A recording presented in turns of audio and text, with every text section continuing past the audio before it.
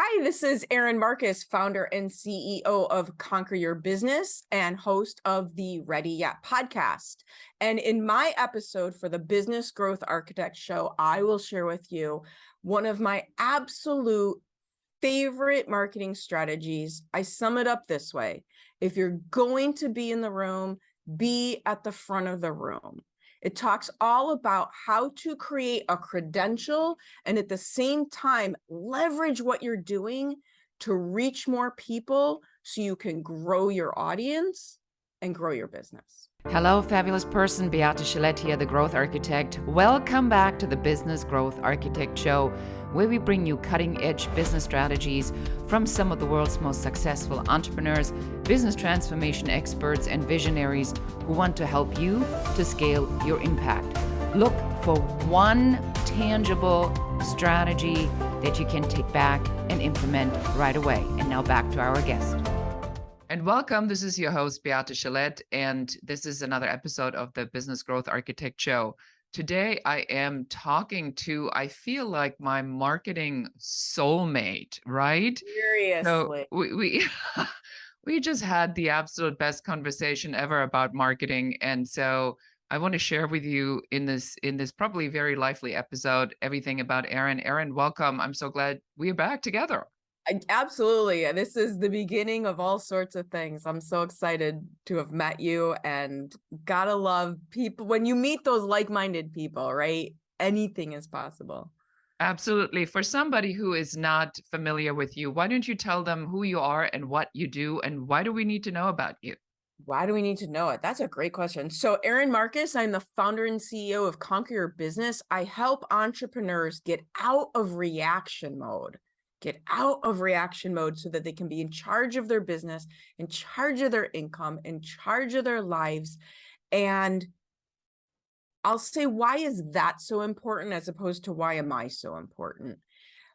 Through multiple levels of my career, whether it was when I was in corporate, whether it was when I owned my last business working with families with aging parents, what I have found time and time again is too many people do not realize that they are allowed to be in charge of their lives, and they would rather go broke and suffer heartache than have a difficult conversation or do things that make them uncomfortable.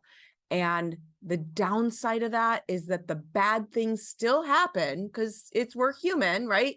The human experience is messy, but when they happen, you're not prepared for them and you have limited options. And it just doesn't have to be that way, and it doesn't have to be that scary. I really enjoy what you just said, because this is a lot of the themes that I'm myself going around is what prohibits people from taking the action, even though that the state that they're in is so incredibly difficult. And that brings me to my question. So you're a marketing expert, Yes. and I've seen it, and you probably know this a lot more intimate than I do, but so much has changed in marketing over the last, 2, 3 years. So coming at this from a strategic perspective, talk to us about what do we need to know about marketing and marketing strategies? What does that even mean to you? So what's interesting is like everything's changed and nothing has changed. Right? I mean, people ask me all the time when COVID hit, what do we do now? When the world opened up and everyone got sick anyway, what do we do now? And the questions that you ask yourself are still the same. What do I do? Who do I help? What do I do for them? The difference now is like good news, bad news. The good news is it's easier than ever to reach your audience. The bad news is it's just a lot noisier out there. So what that means is that the questions that we've always asked ourselves in marketing, what do I do? What's the outcome? Who do I help? Truthfully, you have to be bigger, louder, faster, stronger, better at delivering those messages to break through the noise. That's very powerful. While we are on this, so a marketing strategy in social media marketing, right? And I have to ask this question because people mistake likes with all kinds of other things. So, Yes. yes. So talk to me about that. When we talk about marketing, are we talking about social media marketing, like posting, No, like, gosh, t- no, it's so one of the big I say it this way, and well, if we're going to talk about social media, I'll start you where I start my clients with the understanding, because people really don't realize it, that for most of us, until you have a ton of money and a ton of data, social media is better used as a credential than a sales funnel. It's a credential. The weird thing about it, and I'm of an age where this just is weird to me. You go out and meet, I'll speak on stage, right? I will speak on stage in front of several hundred people, and they'll see me in person. And the first thing they do is check out my social media in order to see, am I who I just said that I am? Like, it's just the thing that we do now. Oh my gosh, is she a real live boy or is she Pinocchio? And it's forget the interpersonal the experiences that we just had together. So you need to have your social media dialed in. I used to say you didn't need that. Truthfully, I got to six figures, two different companies without good social media, but that was pre-pandemic. I That was would, yeah, I think that that's really an important piece, and again, I want to make sure that our audience really takes this home. We are talking about strategies, so we are very deliberate in what we do. So if we don't need it, we don't waste our time on it. If it doesn't yes. produce results, we don't waste our time on it. But social media has, and I find the same thing, become a little bit of a weird thing. Like you have to look amazing, and it's just what it looks like. It's not even what it does. It's not even about on whether it's converting. It's not even on whether you have interaction. It just has to look like you know what the heck you're doing. Well, and so here's the good news on that. It's a version of what websites were. Back when websites became a thing, and yes, I'm old enough to have been in the business since websites, just saying. You had to have a nice looking website in order for people to believe your status, whatever status you were choosing to position yourself at. And now your social media reinforces your brand. If you're using the same two pictures, here's a horrible truth. If you're using the same two pictures for every single thing you've ever done on social media, people are going to think she doesn't have the money to get new pictures. She's not really up to date. He's not on top of things. Is that fair? Absolutely not. Maybe you're just really camera shy. Totally understand. But it is true. So what we used to have to do to make our websites look professional, now my favorite website hack, if you're in the middle of a transition, if you don't want to spend a ton of money on the website of your dreams, my favorite website hack, take your URL, throw up a page that says under construction, visit me on LinkedIn, and connect it to your LinkedIn profile. Because right now, your social media profiles are actually more important than your website. That is really, really powerful. So now as a marketing expert, right? So I know that there's a gazillion different strategies out there, but let's talk about what is your personal favorite marketing strategy that you want to share with our audience? My personal favorite, I describe it this way. If you're going to be in the room, be at the front of the room. If you're going to be in the room, be at the front of the room. So what do I mean by that, and why is it important? What I mean by that is, if I'm going to be at a networking group and get involved in a networking group, I need to be in the front of the room, whether that's on the board that gives me more visibility, whether that's as a speaker, whether that's as a sponsor, whether that's as a host.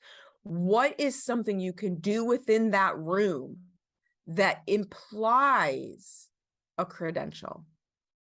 This is why it leverages everything. It leverages your efforts. It's an inherent credential.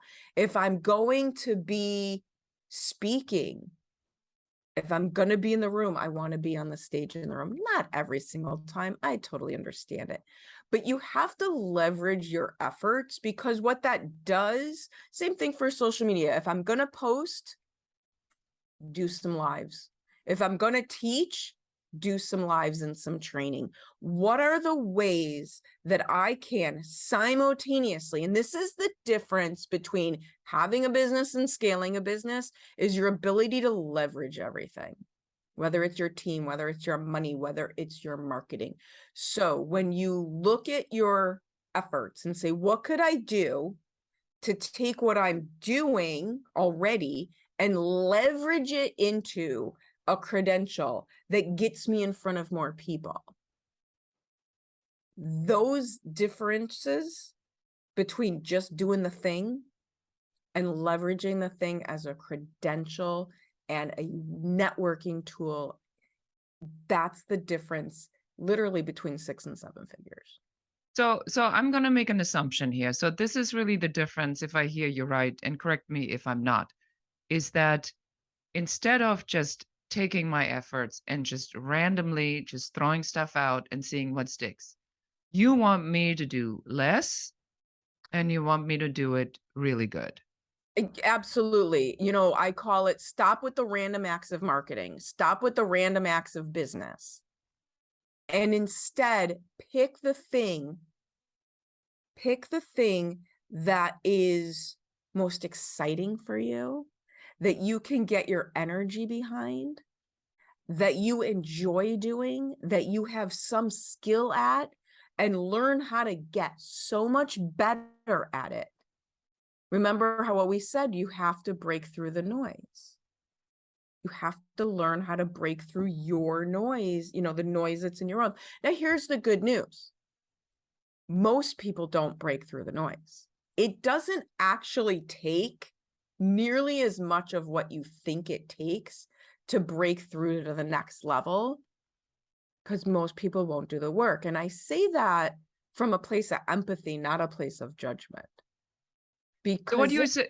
So I'm going to jump in here because what I'm hearing is that, and I see this a lot, and maybe this is exactly what the problem is that the idea of having the virtual assistant who does the social media management, right?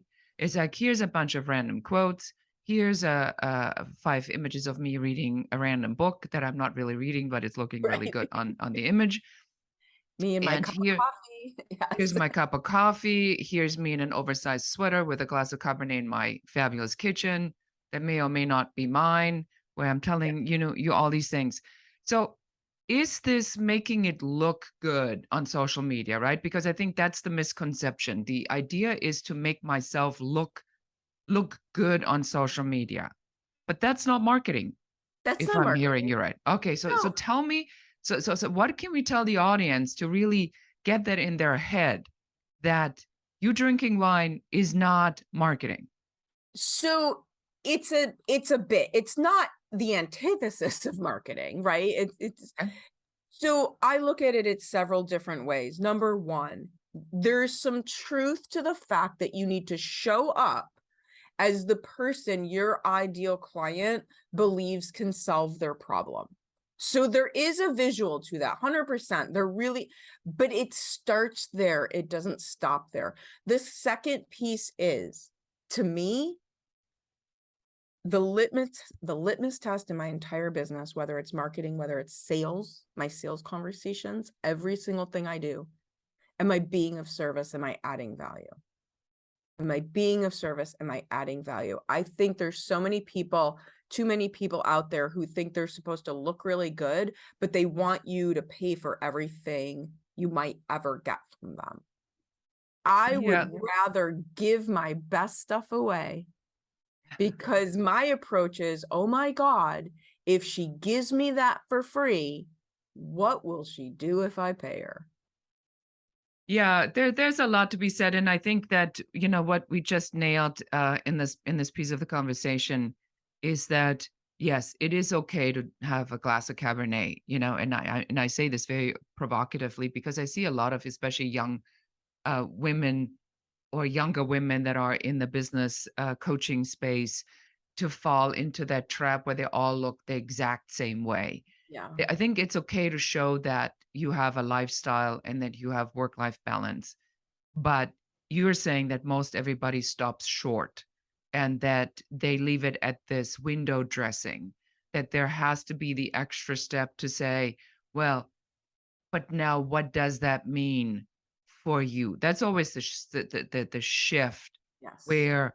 where I think people do stop. Is like, well, here's what's happening to me, but you still have to flip it over and connect it with the audience. And connect it for the audience, because if the only thing you're giving me is how great you are or how grateful you are, it doesn't have to be bad, right? We don't have to come from a place, it could be 100% positive. It doesn't have to be a negative connotation.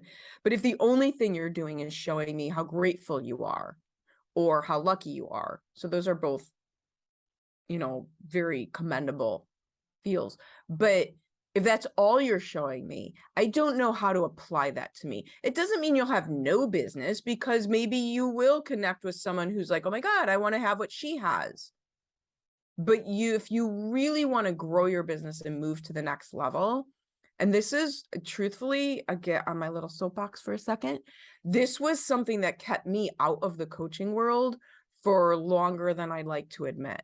I had met too many coaches who got really good at parroting a list of what you should do or what they think it should look like, but didn't know how to help apply it to somebody's unique situation, their unique business, their unique goals. There's a big piece of how missing behind what most people, when we talk, to use your words, which I think were perfect, they're stopping short. When you stop short, you're missing the how. You're not showing people how it's possible for them. So you're missing your opportunity actually to help more people. Well, because that's the work. Exactly. That's the actual physical work, right? I think that you hit on such a powerful point, in especially in our industry. And that point is that if I believe that I can read, Napoleon Hill, I read, I Think and Grow Rich by Waddles. I read all that stuff. I listen to all the gurus. It's very easy to come up with a list of 10 things, gratitude, mindset, spiritual practice. I mean, you can wake us up at 3 o'clock in the morning and we can give you that list. In our sleep, we've heard it so many times. Right. But the challenge, what I'm hearing you, is to say, if you are really in business to produce results, there is that step. So tell us about the how step. So what do you do in your strategies where then somebody comes to you, you obviously have to tell them what to do. And then how do you help them to get to that implementation now? Because I know that's your specialty. That's my specialty. And here's where it might be an answer that surprises you. I listen. I do tell them what to do. And then I listen and I watch their response. Because some people, when I tell them what to do, are going to be really, really excited in the moment. But I can tell on their face, they're excited about the outcome, but they didn't hear the steps. They missed something. Or they're excited because they think they're supposed to be excited, because here's the thing I know about me. I get really excited. And when I get excited, it's a little contagious. So I have to be careful that somebody's not borrowing my energy in the moment and then doesn't have it with them later. Totally get it. Because you don't have to do my version of it. You don't have to be Erin. You don't have to be willing to get on big stages. You don't have to be, I can't even say willing to look so different, because I'm 5 feet tall and dark. So it's right. I'm the opposite anyway. I don't have any control of that. But I listen to their questions. I listen to what they're not telling me so that I can ask a better question. So that I can say, okay, they like the outcome we're talking about, but that strategy is too big of a jump from where they are now, right? I need them to get a little bit of a win. So podcasting is a perfect example of this. So many people want to start a podcast. I want a podcast. I want a podcast. Totally get it. I have a podcast. You have a podcast. Clearly, we agree with the strategy. But here's the other thing I know. 90% of podcasts have like 5 episodes. Like people don't understand how hard this is, how consistent it is, how much work it takes. So they want the outcome, but they don't really understand the strategy. Okay, knowing what I know about my client, if that's going to overwhelm them, where can I start them? I can start them by teaching them how to be a good guest, how to leverage being a guest on a podcast. That's a great place to start. It still puts me in the front of the room. I don't have to own the room to be in the front of the room. It's Yeah, they call it borrowing other people's audiences, which we of course absolutely you love, have because to do that. yes, You have to absolutely. do that. And I really love this. And I want to make sure I point this out, because this is so critical to take away, is that there's 2 pieces to this. Number 1, if you are the person who is the coach, the expert, the consultant, and you knowledge vomit on your client, and it's like you give them everything all at once, they're going to be completely overwhelmed. You yes. don't see them for another 2 years, and they say, well, she was okay, but some really didn't click for me. And then you said, so when I do give them the steps, I need to, as the person that they're coming to, the authority, the expert, I need to pause and say, if my goal is really to make this stick, what do I need to give them, in what format and size, so they can digest these pieces? Is that And correct? 100%. And this is the brutal truth of it that I had to learn. The word vomiting, the throwing up of all the things that I know you need to do, absent of paying attention to your responsiveness to it, makes it about me instead of about you. Here, Interesting. let me show you how much I know. I see. Right? It took it's not arrogance, it's insecurity.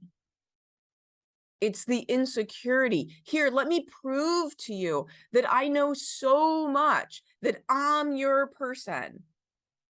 Again, that's about me. It doesn't have to come from a bad place, but it's still about me.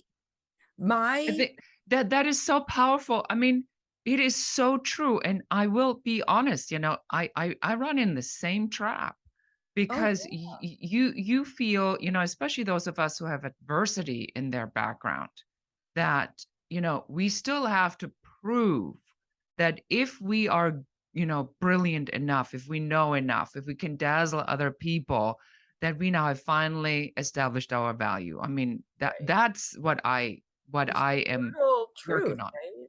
Yeah, all the time. And you have to you have to recognize that. And it's interesting, I was watching the Netflix documentary with Tony Robbins, A Date with Destiny, Mm-hmm. which just absolutely blew my mind. And I think what I took away from this, aside, oh my God, the guy really knows what he's doing. But it is this desire to pause and listen, and to really connect the dots, and get to the absolute truth of what's really going on. So what I've learned is, if I really want to be of service, because most of us, again, go in a business to help people. If I really want to be of service, that means I have to deliver in the way the client needs, not the way I want to. Now, here's where this goes back to our marketing strategy. It doesn't mean, the good news about the right marketing strategy is, if your marketing is all about the outcome and the results, which it should be, as opposed to being about your process, which nobody cares about, Your marketing will still bring you the volume you're looking for. Just slow down your process. You'll actually retain your clients because you'll create better relationships with them. So to put that hopefully in cohesive language, your marketing strategies are about the outcomes you provide that the prospect wants from you, the outcome. The place we get to when we word vomit and come from a place of scarcity and insecurity is when we are going on and on and on about our processes and how much and then I'm going to show you how to do this, and then I'm going to show you how to do this, and then I'm going to show you. Nobody cares. They don't care about your process until they've agreed that you are part of their solution. So what we're talking about actually goes really well hand in hand. Market the outcomes, trickle the how so that they know you have it, but save your how to do it into smaller chunks once they've agreed that yes, you are very likely their solution. And it kind of prevents the problem.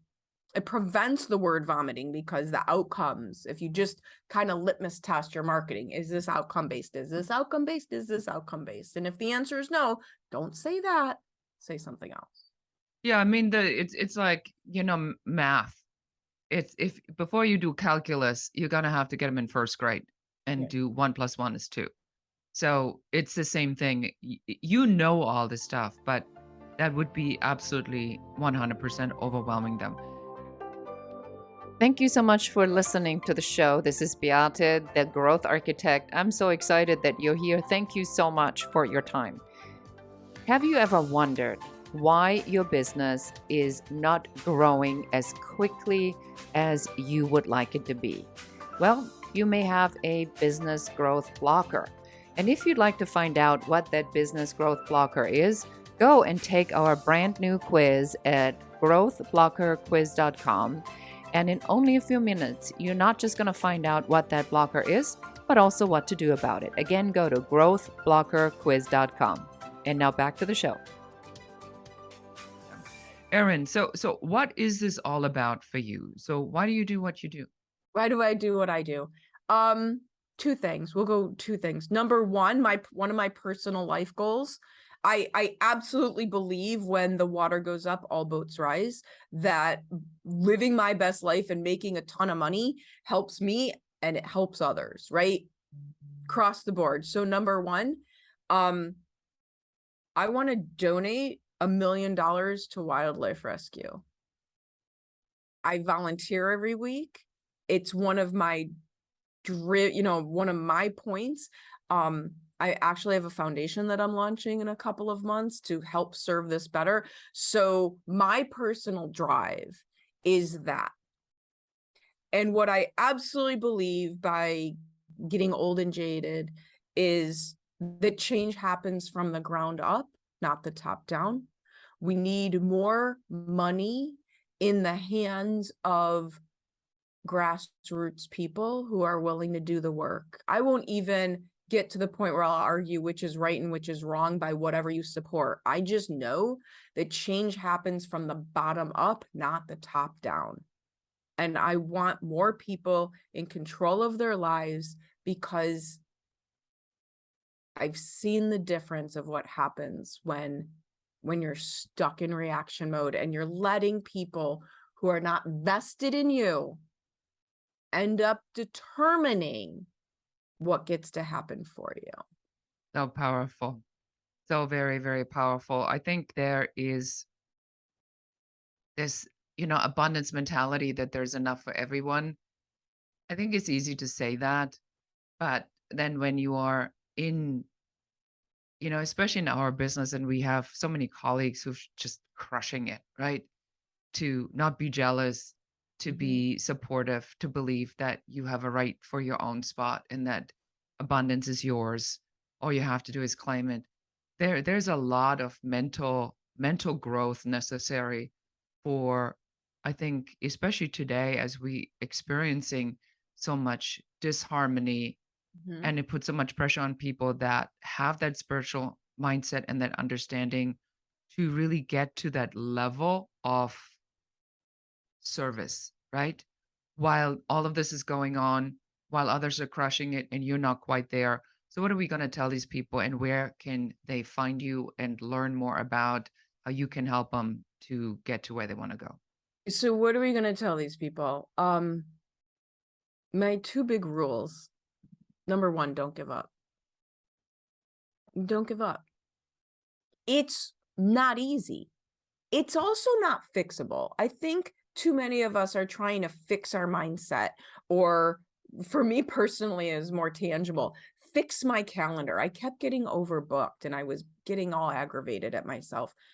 It's not fixable. It's an ongoing process. I don't have to fix my mindset. My mindset's not broken. I just have to continually improve it.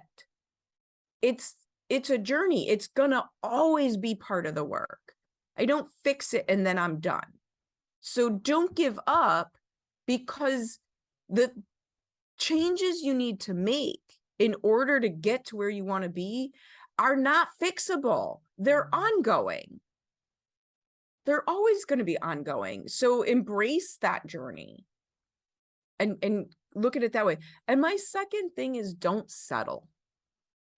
Don't settle. When did it not become okay to want what you want? Like, when did that get beaten out of us? And it's probably in grade school when we had to, behave ourselves in order You for the can't have world a to pony, okay? You're not getting a pony for your sixth function. birthday. Right. And I understand that we have to do this. I don't have children, but we have to do this to children in order for the world to function. I get that. Mom has to be at work on time. I had to put pants on to go to nursery school. I get it. But the downside is that we think we start settling. We start settling, and don't wait, don't settle. How can you bring what you want into your world now? You don't have to wait and you don't have to settle, but you do have to do the work. I think so too. I've been listening to a podcast yesterday, and it was all about that.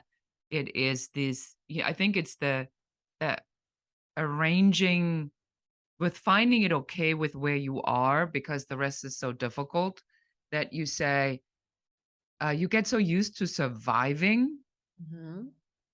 that you say, well, if I make 100, if I make 150, that's not bad. It's more than most people are making. Most people that are employed wish they would have six-figure jobs.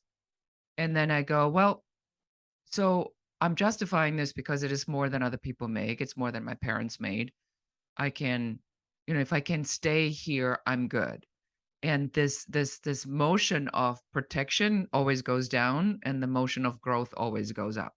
So the minute you stop growth and you start protecting, you're already starting Right, because there starting is to no go down. standstill. There is no Yeah. such thing as standing still.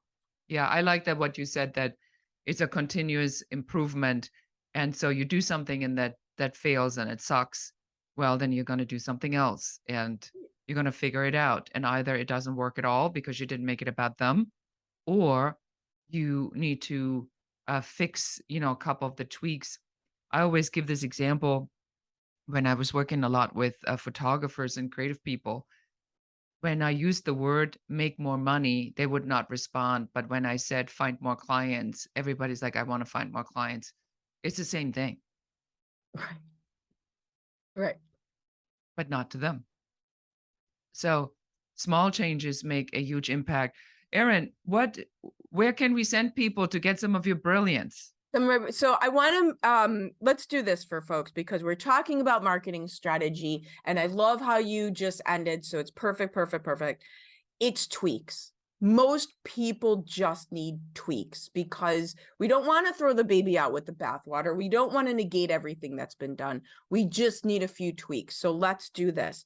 I love doing this. 20 minutes, 20-minute marketing audit. Tell me what you're doing.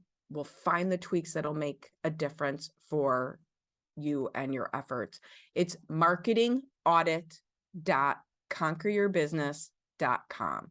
marketingaudit.conqueryourbusiness.com.